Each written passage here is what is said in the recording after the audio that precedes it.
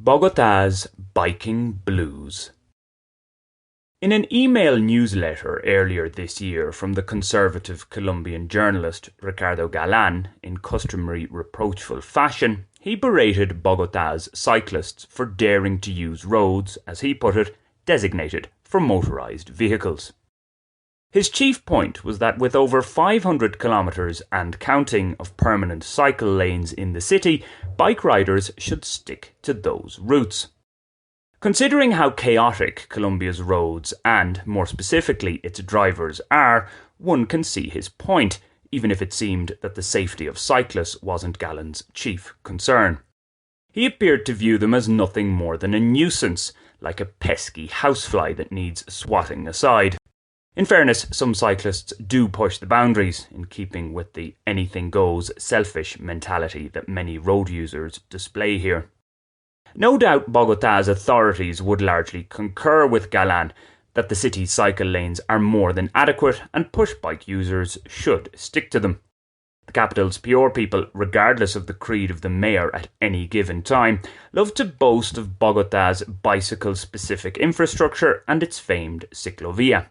The latter is an initiative that sees many streets in the city closed off to traffic for a few hours on Sundays and public holidays, allowing citizens to walk, run, cycle, and even dance on them without having to worry about those murderous metal motors.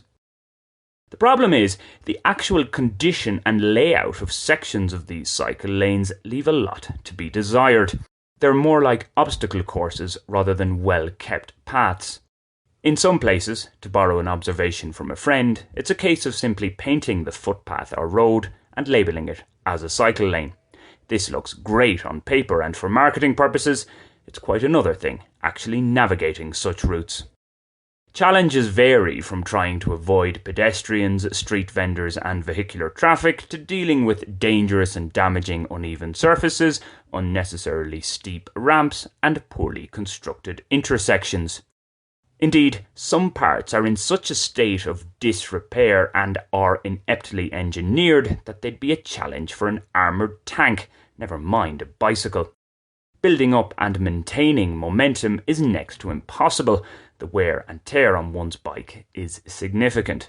Thus, it's not surprising that regular cyclists, particularly those who have more delicate units, take to the roads, willingly putting their lives at a greater risk.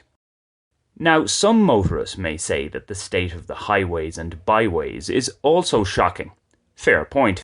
Yet, by virtue of the larger size of these roads, for a cyclist there's often more scope to avoid the various pitfalls.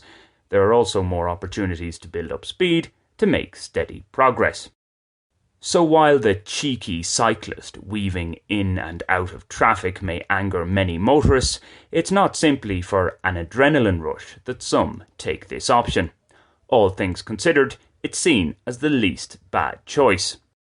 Where roads are regularly shared, as far as I'm concerned, priority should be given to pedestrians or wheelchair users first.